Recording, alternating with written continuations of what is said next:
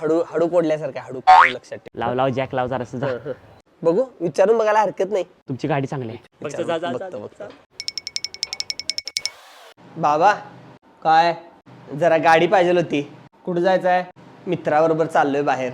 किती वेळ जाणार आहेस? लगेच यायचं? लायसन आहे का? मुलगी बरोबर जाणार नाहीस ना कुठल्या?